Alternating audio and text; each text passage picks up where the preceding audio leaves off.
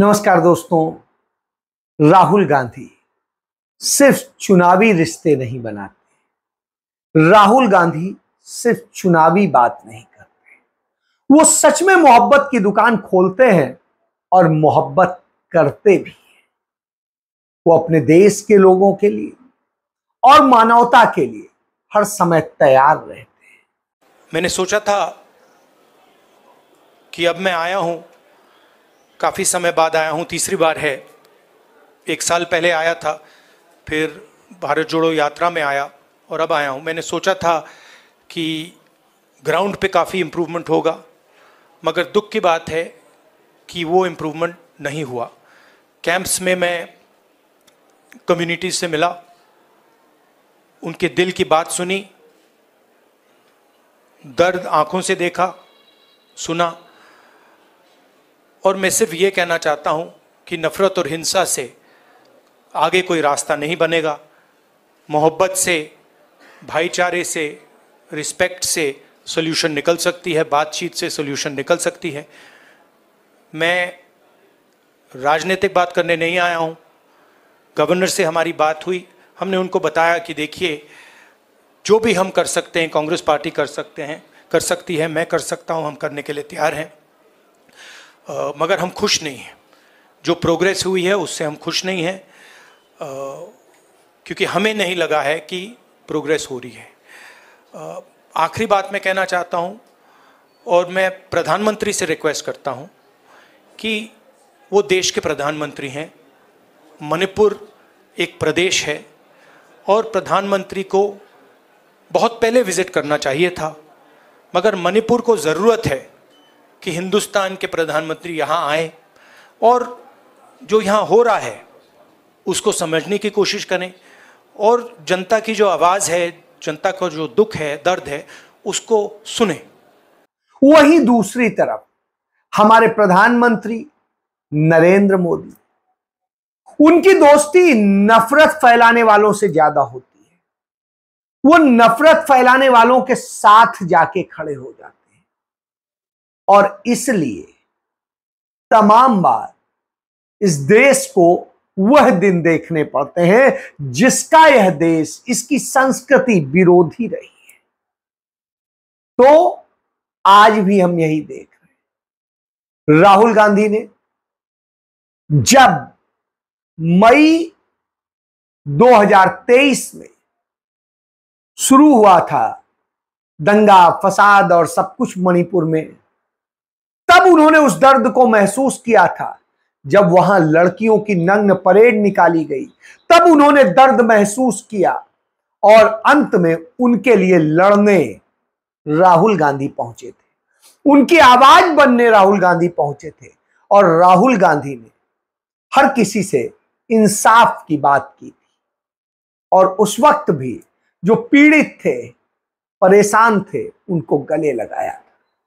आज supreme court में NIT जो है मणिपुर की, उसमें पढ़ने वाले स्टूडेंट्स ने याचिका लगाई थी कि हमको किसी और राज्य में ट्रांसफर कर दिया जाए, क्योंकि यहां हमारी पढ़ाई नहीं हो पा रही। सोचिए, इससे यह बात साबित है जो राहुल गांधी कहते हैं। और सुप्रीम कोर्ट ने उस पर विचार करते हुए कहा कि ठीक है, पढ़ने की कोई अल्टरनेट व्यवस्था करें।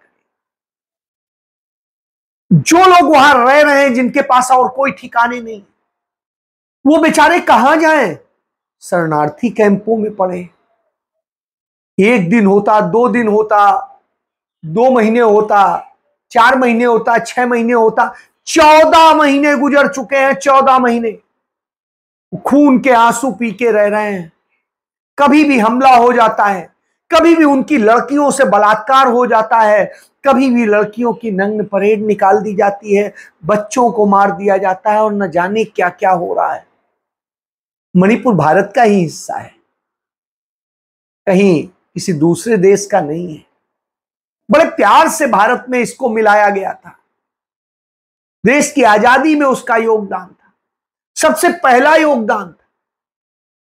और उस मणिपुर को बेसहारा छोड़ दिया है नरेंद्र मोदी। ये वही नरेंद्र मोदी हैं जो कहते थे कि आप हमें जिता दो, हम आपका ख्याल रखेंगे। और ऐसा ख्याल रखा है कि तब से जल रहा है। डबल इंजन की सरकार बनाने के बाद वहां के लोग आज रो रहे हैं। और ऐसा ही नहीं कि कुकी रो रहे हैं, कुकी भी तो रो रहे हैं, नागा भी रो रहे हैं और मैतेई भी रो रहे हैं।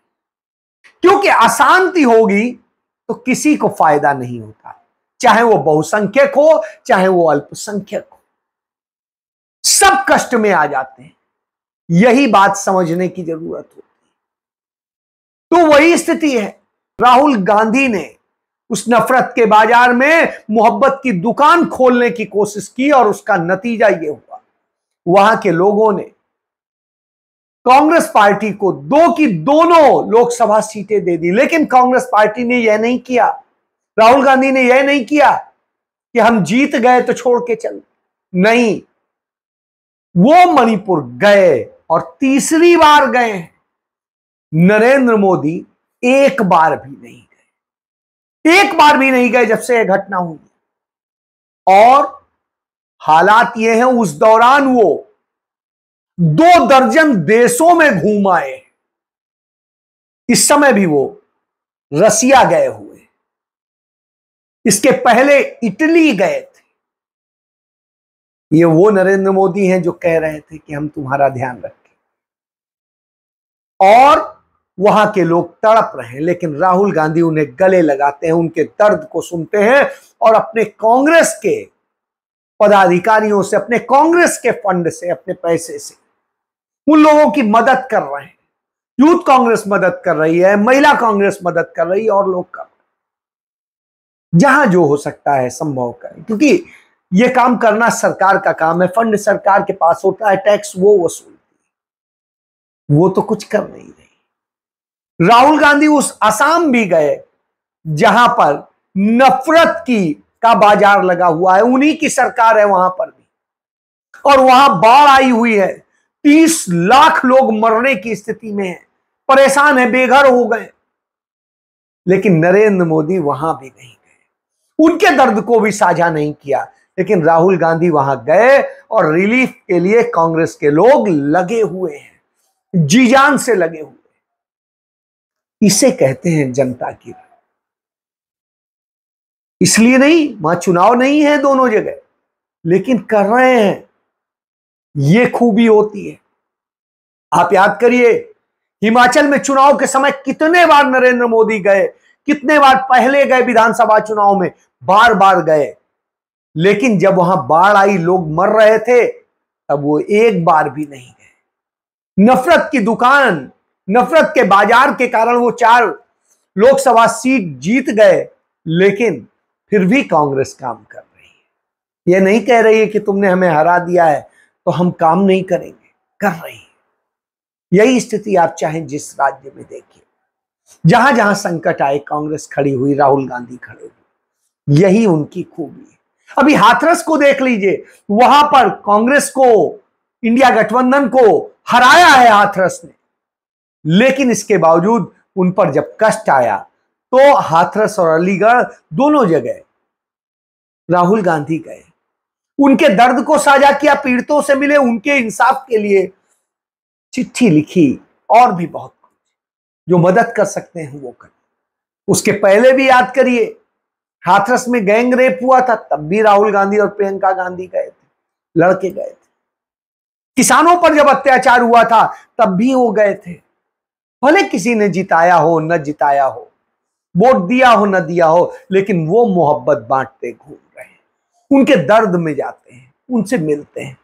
जब गुजरात में कार्यकर्ताओं पे हमला हुआ, तमाम और पीड़ितों पे हुआ, जिस तरीके से पीड़ित हुए, तमाम हादसों के शिकार थे, उन सब से मिले, उनके दर्द को साझा किया, और कैसे उनकी मदद की जा सकती है, कराई जा सकती है, उसके लिए राहुल गांधी ने काम किया। यही खूबी उन्हें दूसरों से अलग करती है।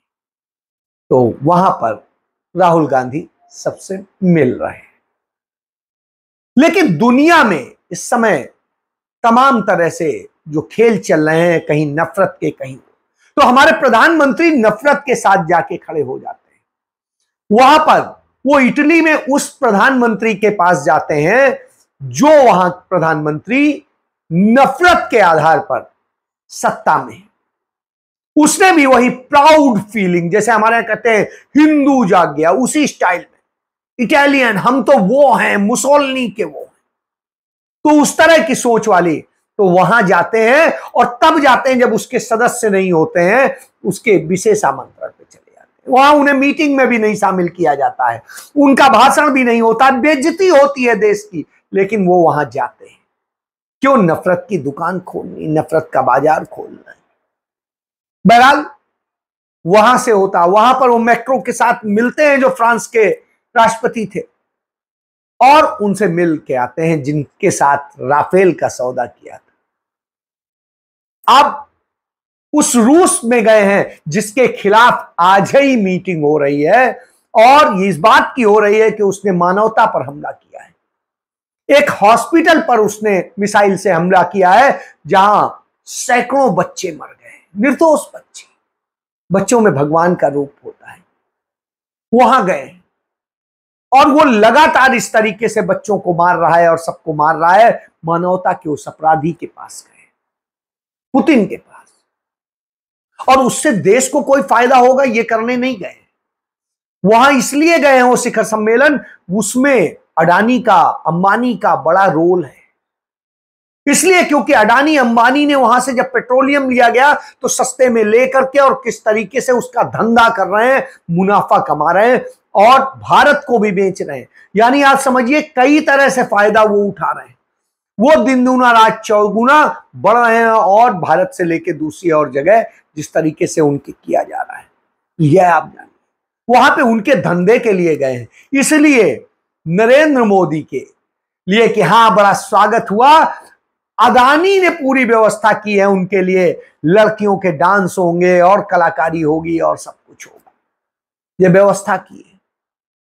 तो व्लादिमीर पुतिन के साथ जो मानवता का अपराधी है, जिसने यूक्रेन में ऐसे हमले किए, उस शख्स को, जिसने के कारण हमारे देश के हजारों बच्चे जिनकी शिक्षा और सब कुछ बर्बाद हो गया, उन्हें आना पड़ा। कई लोगों ने अपने जीवन खोए। कैसे यूक्रेन से हमारे बच्चे आए थे हम सबको पता है, उनकी सब कुछ बर्बाद हो गया है।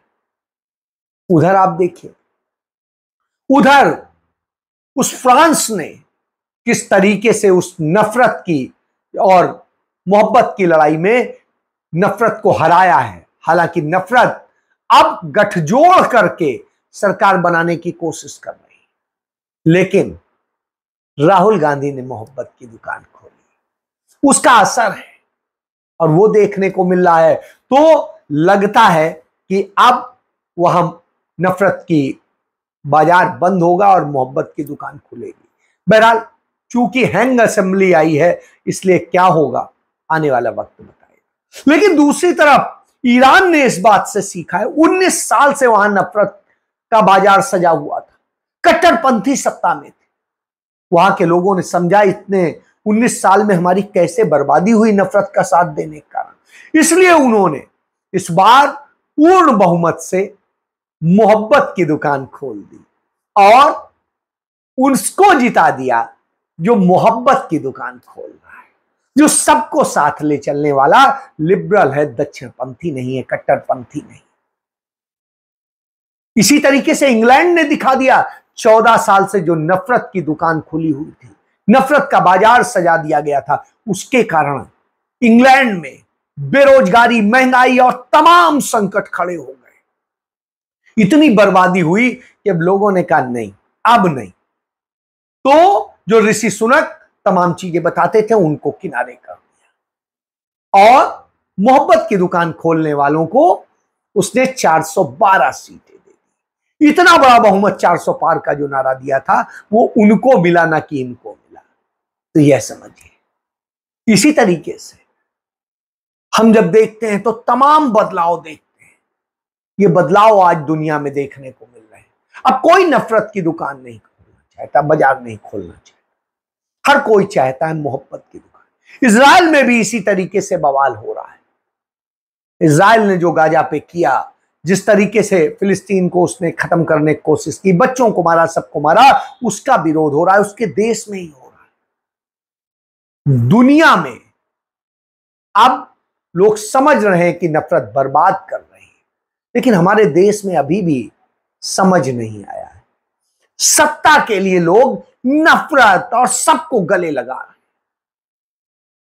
लेकिन एक मसीहा की तरह से राहुल गांधी मोहब्बत की दुकान ही नहीं खोलते हैं, मोहब्बत करते भी हैं, दिखते हैं, न्याय की बात करते हैं। इसीलिए आज राहुल गांधी को पूरी दुनिया सलाम कर रही है। जो नरेंद्र मोदी ने इस देश को टुकड़े टुकड़े कर दिया है, मणिपुर जैसे देश का हिस्सा ही ना हो, जैसे लद्दाख भारत का हिस्सा ही ना हो, जैसे जम्मू कश्मीर को बर्बाद किया है, वहां के हालात, वहां पर कट्टरपंथियों को जिताने में काम किया है जो अलगाववादी है। इसी तरीके से पंजाब में उनका समर्थन किया है अमृतपाल और दूसरे उनका जो कट्टरपंथी हैं, और क्यों कि वो कट्टरपंथियों की एक नई दुकान खोली जा सके। तो ये साजिशें रच के सत्ता में रहना चाहते, लेकिन देश समझ रहा है, थोड़ा देर लग रही है, इसलिए बच्चों का भविष्य बर्बाद हो रहा है। नीट परीक्षा का हमने देखा किस तरीके से इन्होंने किया है। नीट परीक्षा दोबारा ना हो, इसके लिए देश में किसी और ने मुकदमा नहीं किया कोर्ट में, यह केस किया गुजरात के ही उन लोगों, यानी आपको ही क्यों, वहीं पे पेपर का खेल हुआ है, हरियाणा में हुआ, और ये करने वाले दोनों भाजपा के हैं और नरेंद्र मोदी के करीबी। आज अदालत में यह बात साबित हो गई कि पेपर तो लीक हुआ है, अब उसका कितना व्यापक असर रहा है उस ढंग से फैसला होगा, पूरी परीक्षा करानी है या थोड़े से ही काम चला लेना। बहरहाल जो भी होगा, यह एक अच्छा संकेत है, लेकिन इतना जरूर है कि मोहब्बत और ईमानदारी सच ही आपको आगे बढ़ाता है। इसीलिए शंकराचार्य जी ने कहा कि राहुल गांधी ने कुछ गलत नहीं कहा। हमने राहुल गांधी का पूरा प्रवचन, जो भाषण उन्होंने संसद में दिया था, उसको निकाल करके देखा और हमने उसमें पाया कि वो तो ऐसा कह ही नहीं रहे हैं। वो तो कह रहे हैं कि हिंदू धर्म में हिंसा का स्थान ही नहीं है। तो जब वो साफ कह रहे हैं कि हिंदू धर्म में स्थान नहीं है, तो फिर उनके ऊपर ये आरोप लगाना कि उन्होंने हिंदू धर्म के विपरीत कोई बात कही है, उनके आधे वक्तव्य को, अंश को निकाल करके और उसको फैला करके, ये हम समझते हैं कि अपराध है, दुष्प्रचार है, और ऐसा करने वाले को दंडित किया जाना चाहिए, चाहे वो पत्रकार और चैनल ही क्यों ना हो। गलत है। उस व्यक्ति ने जो बात कही ही नहीं है, उसके लिए उसका विरोध करना और उसके लिए उसको दोषी बनाना सही नहीं है। उन्होंने साफ कहा कि हिंदू ऐसा नहीं कर सकता, बहुत साफ कहा, हिंदू हिंसा नहीं कर सकता। बाद में उन्होंने कहा कि जो लोग उनको उन्होंने अपने सामने जो अमुक पार्टी के सरकार के लोग हैं, उनको देख करके कहा कि आप लोग अपने आप को हिंदू कहते हो और हिंसा नफरत फैलाते हो। तो उनका कहना केवल उस पार्टी विशेष के लिए था, हिंदू समाज के लिए उन्होंने पहले ही, इसके ठीक पहले जो वक्तव्य दिया है उसमें हिंदू की बात कही है। तो हमने वो पूरी बात देख ली, इसलिए हमारे मन में उसके लिए कोई बात नहीं। राहुल गांधी ने जो कहा वो धर्म का अपमान नहीं बल्कि धर्म का मान है। पूरा काट के आप बात करेंगे भाषण का, कुछ हिस्सा दिखाएंगे तो गलत दिखाई देगा। पूरा भाषण उन्होंने सुना और कहा, इस आधार पर मैं कहता कि राहुल गांधी ने सच कहा। तो राहुल गांधी सच्चे हैं, मोहब्बत की दुकान खोलते हैं, लोगों को गले लगाते हैं, उनके दर्द बांटते हैं। तो जब से राहुल गांधी एलओपी बने हैं, तब से वो एक दिन भी खाली नहीं बैठे, लड़ रहे हैं इस देश के लोगों के लिए। और असल में एलओपी की भूमिका आज यही वजह है कि प्रधानमंत्री के नाम की चर्चा नहीं है, बल्कि एलओपी के नाम की चर्चा हो रही है। लग रहा है जो काम प्रधानमंत्री को करना चाहिए, बाढ़ में प्रधानमंत्री को जाना चाहिए, हादसों पे प्रधानमंत्री को जाना चाहिए, सब जगह प्रधानमंत्री जाए, वहां वो तो जा नहीं रहा है, राहुल गांधी जाकर के लोगों के लिए। यह अंतर है। तो अब देश देख रहा है। जय